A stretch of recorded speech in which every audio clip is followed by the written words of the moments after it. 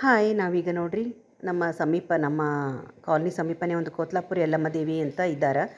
ಆ ದೇವಿದು ಜಾತ್ರೆ ನಡೆದದ. ನಾವು ಇಲ್ಲಿಗೆ ಬಂದು 6 ವರ್ಷ ಆದರೂ ನಮ್ಗೆ ದೇವಿ ದರ್ಶನ ಮಾಡಲಿಕ್ಕೆ ಆಗಿದ್ದಿಲ್ಲ. ಇವತ್ತು ಹೆಂಗೂ ಮಂಗಳವಾರ ಅದ, ದೇವಿ ವಾರ, ಹೋಗೋಮ್ ನಡೀರಿ ಅಂತ ನಾನು ಹೇಳಿದ್ದೆ ನಮ್ಮ ಮನೆಯವರಿಗೆ. ನಮ್ಮ ಮನೆಯವರು ಜಲ್ದಿನೇ ಬಂದಿದ್ರು ಇವತ್ತು ಆಫೀಸ್ಲಿಂದ. ಆಯಿತು, ನಾನು ಬೇಗ ಬೇಗ ರೆಡಿಯಾಗಿ ದೇವಿ ದರ್ಶನಕ್ಕೆ ಬಂದೀವಿ ನೋಡ್ರಿ. ಗುಡಿ ಅಂತೂ ಭಾಳ ಭವ್ಯ ಅದ. ದೇವಿ ಅಂತೂ ಭಾರಿ ಶಕ್ತಿವಂತಳಿದ್ದಾಳೆ, ಭಾಳ ಪ್ರಬಲ ಇದ್ದಾಳೆ ಅಂತ ನಾನು ಕೇಳಿದ್ದೆ. ನೋಡಿ ಅಂತೂ ಭಾಳ ಖುಷಿ ಆಯಿತು, ಭಾಳ ಸಮಾಧಾನ ಆಯ್ತು ಮನಸ್ಸಿಗೆ. ಭಾರಿ ಜಾಗೃತ ದೇವಿ ಇದ್ದಾಳೆ ನೋಡ್ರಿ. ಎಲ್ಲ ಕಡೆಯಿಂದ ಬರ್ತಾರೆ, ತೆಲಂಗಾಣ, ಆಂಧ್ರ ಪ್ರದೇಶ್, ಮಹಾರಾಷ್ಟ್ರ ಎಲ್ಲ ಕಡೆಯಿಂದ ದೇವಿ ದರ್ಶನಕ್ಕೆ ಬರ್ತಾರೆ. ದೇವಸ್ಥಾನ ಅಂತೂ ಎಷ್ಟು ದೊಡ್ಡದಿತ್ತಂದ್ರೆ ಗುಡಿ 4 ಕಡೆಯಿಂದ ಎಂಟ್ರೆನ್ಸ್ ಇತ್ತು. 4 ಕಡೆ ಪ್ರಾಕಾರಗಳಂತಾರಲ್ಲ ಹಂಗಿತ್ತು. ದೊಡ್ಡದು ಆಂಗಣ, ಭಾಳ ಚಂದ ಇತ್ತು ರೀ ಗುಡಿ. ಭಾಳ ಚಲೋ ಇತ್ತು. ಗುಡಿ ಕಟ್ಟಿಸಿದವರು ಭಾಳನೇ ಪ್ಲ್ಯಾನ್ ಮಾಡಿ ಕಟ್ಸ್ಯಾರ. ಇದೇನು ಅಂಥ ಹಳೆಯ ಗುಡಿ ಅಲ್ಲ, ಇದು ತುಂಬ ಹೊಸದೇ ಗುಡಿ. ದೇವಿ ದರ್ಶನ ಆದಮೇಲೆ ನೋಡಿರಿ, ನಮ್ದು ಹೆಣ್ಮಕ್ಳದೆಲ್ಲ ಗೊತ್ತೇ ಅದಲ್ಲ ನಿಮ್ಗೆ. ಅದೇ ಬಳೆ, ಹೇರ್ ಪಿನ್ನು, ಕ್ಲಿಪ್ಪು ಇಂಥವೆಲ್ಲ ಖರೀದಿ ಮಾಡ್ಬೇಕಲ್ರಿ ನಾವು.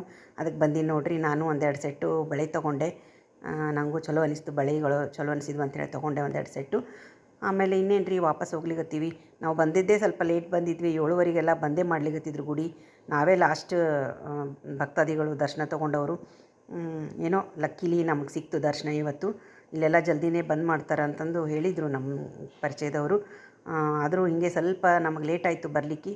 ಬರೋಣ ದೇವಿ ದರ್ಶನ ಆಯಿತು. ವಾಪಸ್ಸು ಮನೆಗೆ ಹೋಗ್ಲಿಕತ್ತೀವಿ ನೋಡ್ರಿ ನಾವೀಗ. ಇನ್ನೇನು, ರೋಡಂತೂ ಭಾಳ ಖರಾಬಿತ್ತು. ಮೇನ್ ರೋಡಿಗೆ ಬಂದು ಹತ್ತೋ ತನಕ ಸ್ವಲ್ಪ ಕಷ್ಟನೇ ಆಯಿತು. ರೋಡ್ ಅಷ್ಟು ಸರಿ ಇರಲಿಲ್ಲ. ಮೇನ್ ರೋಡಿಗೆ ಬಂದಮೇಲೆ ಏನು ತೊಂದರೆ ಇಲ್ಲ ರೀ, ಚಲೋನೇ ಅದ ಇದ್ದಿದ್ರಾಗ ರೋಡ್. ಆಯ್ತು, ಇನ್ನು ವಾಪಸ್ ಮನೆಗೆ ಹೋಗ್ಲಿಕತ್ತೀವಿ ನೋಡಿರಿ. ವಾಪಸ್ ಮನೆಗೆ ಹೋದ್ಮೇಲಿಂದು ಕತೆ ಬೇರೆಯೇ ನೋಡಿರಿ. ಆಯ್ತು, ಇನ್ನು ನಾವು ಕಾಲನಿ ಒಳಗೆ ಎಂಟ್ರಿ ಹೊಡೆದ್ವಿ ನೋಡಿರಿ.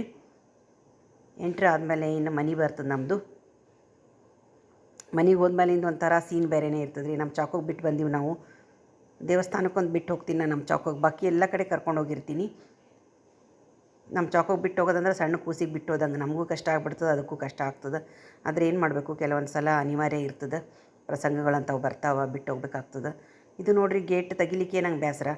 ದಿನದಾಗ 4-5 ಸಲ ಗೇಟ್ ತೆಗಿಯೋದು ಹಾಕೋದು ಆಗ್ತದೆ. ಇದೊಂದು ಡ್ಯೂಟಿನೇ ಆಗಿಬಿಟ್ಟದು ನನಗೆ ಹೊಸದೊಂದು. ಆದರೆ ಏನು ಮಾಡಬೇಕು, ಇದೂ ಅನಿವಾರ್ಯನೇ ಅದ. ಗೇಟ್ ತೆಗೆದು ಒಳಗೆ ಬಂದ್ವಿ ನೋಡಿರಿ.